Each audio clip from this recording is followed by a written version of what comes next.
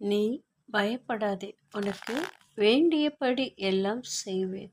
கர்த்தர் இன்றைக்கு உங்களை பார்த்துதான் இப்படிப்பட்ட வார்த்தையை சொல்லுகிறார்.